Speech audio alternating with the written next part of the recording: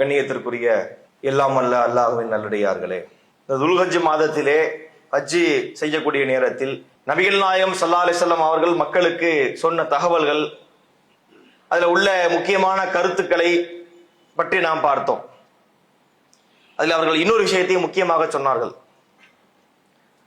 மக்களே அறிந்து கொள்ளுங்கள், இன்ன ரப்பக்கும் வாஹித் இன்ன அபாக்கும் வாஹித், உங்களுடைய இறைவன் ஒருவன் தான், உங்களுடைய தந்தை ஒருவர் தான்.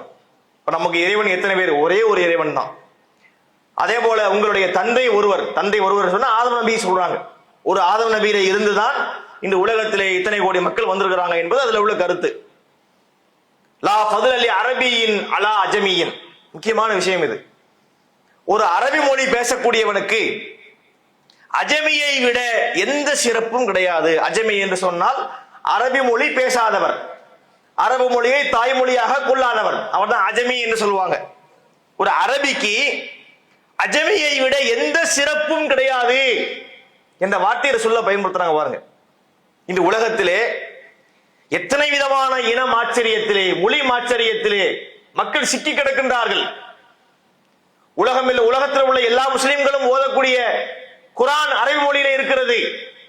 நபிகள் நாயகம் ஸல்லல்லாஹு அலைஹி வஸல்லம் அவங்க பேசிய மொழி அரபியாக இருக்கிறது. இருந்தாலும் மார்க்கம் என்ன சொல்கிறது? அரபி பேசக்கூடியவனுக்கு மற்றவனை விட சிறப்பு இல்லை. சரி, அரபி பேசுறவனுக்கு சிறப்பு இல்லை, அரபி மொழிக்காவது சிறப்பு இருக்கான்னு கேட்டா அரபி மொழிக்கு ஒரு சிறப்பும் கிடையாது. அல்லாஹ் சொல்றான் திருமறை குர்ஆனிலே, இன்னா அன்ஸல்னாஹு குர்ஆனன் அரபியன் லஅல்லக்கும் தஅக்கிலூன். நபியே, நீங்கள் அறிந்து கொள்ளும் பொருட்டே நாம் குர்ஆனை அரபியில் அருளி இருக்கிறோம். குர்ஆன் ஏன் அரபியில வந்துச்சு? அதுக்கான காரணம் என்ன? ரசூலுல்லாஹ்வுக்கு பேச தெரிஞ்ச மொழி அரபி தான். அரபியை தாண்டி அவங்களுக்கு வேற பாஷை தெரியாது. எனவேதான் குர்ஆன் அரபியிலே தரப்பட்டது. அல்லாஹ் அந்த கடையை சாத்திட்டான். அரபி மொழி உயர்ந்தது என்று பேசுவதற்கு அங்க இடமே கிடையாது. அரபி மொழியும் உயர்ந்தது கிடையாது, அரபி மொழி பேசுறவனுக்கு எந்த சிறப்பும் கிடையாது. இஸ்லாம் சொல்லுது பாருங்க. அது சொன்னாங்க, ஒரு சிவப்பனுக்கு கருப்பரை விட எந்த உயர்வும் கிடையாது. ஒருத்தர் நிறத்திலே நல்ல கலரா இருக்கிறார், சிவப்பா இருக்கிறார், இன்னொருத்தர் கண்ணங்கரேன் இருக்கிறார். இந்த சிவப்பு நிறத்திலே இருக்கிறாரே, இவருக்கு இந்த கருப்பரை விட எந்த உயர்வும் கிடையாது. இல்லா பி தக்வா, இறையச்சத்தை தவிர. ஒருவர் சிறந்தவராக ஆக வேண்டும் என்றால் இறை அச்சத்தால் சிறப்பை பெற முடியும், அரபி பேசுவதால் சிறப்பை பெற முடியாது. நல்ல தளதளன்னு ஒருத்தர் தக்காளி பழம் மாதிரி கலர்ல இருக்கிறாரு, சிறப்பை பெற முடியாது. ஒருத்தன் அரபி நாட்டுக்காரனாக இருந்தாலும் அவன் அல்லாவை விட்டு விட்டு இன்னொன்றை வணங்கினால் அவன் முஷ்ரிக் தான், அவன் காபிர் தான். ஒருவன் அரபி மொழி பேசாமல் இருந்தாலும் படைத்த இறைவனை மட்டுமே முறையாக வணங்கினால் அவன் அல்லாஹ்விடத்தில் உயர்ந்தவனாக இருப்பான். இன்ன அக்ரமக்கும் இன்தல்லாஹி அத்காக்கும், அல்லாஹ்விடத்திலே உங்களில் சிறந்தவர் யார் தெரியுமா?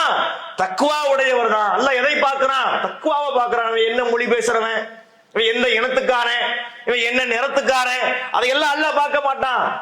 உள்ளத்திலே உள்ள இறையச்சத்தை அல்லாஹ் பார்க்கிறான். எப்படிப்பட்ட ஒரு மெசேஜ் பாத்தீங்களா இது? இன்று பார்க்கிறோம் எத்தனை விதங்கள்ல நம்ம நாடு சிக்கி சின்ன பின்னமாகி கொண்டிருக்கிறது. இப்ப பாருங்க, மொழி பிரச்சனை எவ்வளவு மோசமான நிலைக்கு போகுது பாத்தீங்களா? ஒரு மொழி என்பது என்னங்க? ஒரு மொழிக்கு என்ன சிறப்பு இருக்கிறது? அதை ஒருத்தர் பிடிச்சா வச்சுக்கலாம், அந்த மொழியை கத்துக்கிற நினைச்சா கத்துக்கிட்டு போகலாமே தவிர இந்த மொழி தான் உயர்வு, மத்த மொழி எல்லாம் மட்டம், இந்த மொழி பேசுறவன் தான் உயர்ந்தவன், மத்த மொழி பேசுறவன் மட்டமானவன் என்ற பார்வை உலகத்திற்கு நல்லது கிடையாது. இதை தூக்கி பிடித்தால் உலகம் அமைதியாக பயணிக்க முடியாது. இதை இன்னைக்கு நம்ம உணர்ந்து வச்சிருக்கிறோம். 14 நூற்றாண்டுகளுக்கு முன்பாகவே நபி அவர்கள் இதை தெளிவா சொல்லிவிட்டார்கள். ஒரு மொழிக்கு சிறப்பு இல்லை, அரபிக்கு சிறப்பு கிடையாது, இனமாச்சரியம் கூடாது. இவ்வளவு அழகான வகுப்பு பாத்தீங்களா? இன்று சிக்கி தவிக்கிறார்கள். அதே போல ஒரு கிரிக்கெட் மேட்ச் நடக்கிறது, ஏதோ டீம் ஜெயித்து விட்டது, வெற்றி தோல்வி என்பது மாறி மாறி வரும். நபிகளாருடைய காலத்திலே பார்த்தோம்னா ரசூலுல்லாஹ்வுக்கு அலுபா என்று ஒரு ஒட்டகம் இருந்தது. அந்த ஒட்டகம் என்பது போட்டியில் ரசூலுடைய காலத்துல போட்டி வைப்பாங்க. போட்டினா காசுக்கு வைக்க சூதாட்டமாயிரும், காசு வச்சாச்சுன்னா சும்மா போட்டி வைப்பாங்க.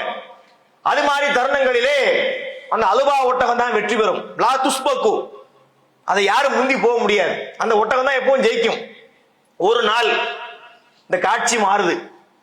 ஒரு கிராமவாசி கொண்டு வந்த ஒட்டகம் ரசூலுல்லாஹ்வுடைய இந்த அதுபா ஒட்டகத்தை விட வேகமாக சென்று விட்டது.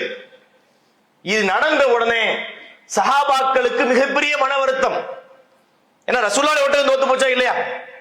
ஒரு அபூபக்கர் உமருடைய ஒட்டகம் தோத்து இருந்தா கூட ஒரு கவலை, சின்ன கவலை இருந்திருக்கலாம். ரசூலுல்லாஹ்வுடைய ஒட்டகம் தோத்து போச்சே என்று ரொம்ப கவலைப்பட்டாங்க. இதை கவனித்து நபிகள் நாயகம் ஸல்லல்லாஹு அலைஹி வஸல்லம் அவர்கள் அழகான மக்களுக்கு ஒரு விஷயத்தை, யதார்த்தத்தை புரிய வைத்தார்கள். ஹக்குன் அலல்லாஹி அல்லாஹ் யர்தஃபிய ஷையும் மினத் துன்யா இல்லா வலா. அறிந்து கொள்ளுங்கள், இந்த உலகத்திலே உயர்கின்ற எந்த பொருளாயினும் அதை தாழச் செய்வதுதான் அல்லாஹ்வின் நியதியாகும். மேல போற ஒண்ணு கீழே வரும். வாழ்க்கையில பல விஷயங்கள், மாற்றங்கள் மாறி வரும். ஒரு சக்கரம் சுழலக்கூடிய நேரத்திலே மேல் பகுதி கீழ்ப்பகுதிக்கு வரும், கீழ்ப்பகுதி மேல் பகுதிக்கு வரும். எப்படி இது செல்கிறதோ அதுபோல இது மாதிரியான வெற்றி தோல்விகள் மாறி மாறி வரும். இதை நம்ம புரிஞ்சுக்கணும். ரசூலுல்லாஹ் சொல்றாங்க பாருங்க, உலகத்திலே உயர்கின்ற பொருள் தாழும், அல்லாஹ் அதை தாழச் செய்வான். இதெல்லாம் யதார்த்தம். டீம் ஜெயிச்சிருச்சாங்க, ஆர்சிபி டீம் இருக்குதான், அந்த டீம் வெற்றி பெற்று விட்டதாம். சரி, வெற்றி பெற்று வெற்றின்னு போக வேண்டியதானே? அதுக்கு ஒரு விழா வைத்து ரொம்ப முரட்டுத்தனமாக, ரொம்ப ஒரு காட்டுமிராண்டித்தனமாக அதை கொண்டாடுகிறோம் என்ற பெயரிலே அங்கே உள்ள தள்ளும் உள்ளாகி இடிபாடுகளாகி 10க்கும் மேற்பட்டவர்கள் நசுங்கி செத்து போற அளவுக்கும் அதை எடுத்துக்கிறோம். ஒரு வெறிதனை இது. நம்ம அணி ஜெயிக்கணும், நம்ம ஊர்ல நம்ம ஊரையுடைய பெயரை கொண்டு செயல்படக்கூடிய அணி வெற்றி பெற வேண்டும். எப்படி எல்லாம் உலகம் இருக்கு பாத்தீங்களா? அப்ப இது மாதிரியான விஷயங்கள் எல்லாம் இந்த உலகத்திற்கு பேரழிவாக மாறிவிடக் கூடும் என்ற கருத்தினையும் இந்த அடிப்படையையும் இஸ்லாமிய மார்க்கம் அன்றைக்கே சொல்லி இருக்கு. ரசூலுல்லாஹ் அவங்க ஹஜ்ஜத்துல் விதால சொல்லிட்டாங்க, இறுதி பேருளை சொல்லிட்டாங்க. சின்ன சின்ன விஷயங்களை, தன்னுடைய இனம், தன்னுடைய மொழி, தன்னுடைய சமுதாயம் என்று போனோம்னு சொன்னா உலகம் அமைதியா போகாது என்ற கருத்துப்பட தேவையான எல்லா கருத்துக்களையும் நபியவர்கள் அன்றைக்கே மிக தெளிவாக சொல்லி இருக்கின்றார்கள். இதை உலகம் உற்று கவனிக்க வேண்டும். நபி ஸல்லல்லாஹு அலைஹி வஸல்லம் சொன்ன கருத்துக்கள் சாதாரண கருத்துக்கள் அல்ல. நபிகள் நாயகத்துடைய போதனைகளை நீங்கள் உற்று கவனித்து பார்த்தால் அதுல ஏராளமான நன்மைகள் உலகத்திற்கு இருக்கிறது என்பதை புரிந்து கொண்டு இந்த அடிப்படையிலே நாம் பயணிக்க வேண்டும். துல்ஹஜ் மாதத்தை நாம் அடைந்திருக்கின்றோம், அரஃபா நோன்பு நோட்டு இருக்கின்றோம், நாளை தினத்திலே ஹஜ் பெருநாளை கொண்டாட இருக்கின்றோம். இதனுடைய முழுமையான நன்மைகளை அறுவடை செய்யக்கூடிய நன்மக்களாக அல்லாஹ் உங்களையும் என்னையும் ஆக்குவனாக என்று கூறி என்னுடைய இந்த உரையை முடித்துக் கொள்கின்றேன். வாஹிரு தவானா அனில் ஹம்துலில்லாஹி ரப்பில் ஆலமீன். அஸ்ஸலாமு அலைக்கும். அல்லாஹு அக்பர், அல்லாஹு அக்பர்.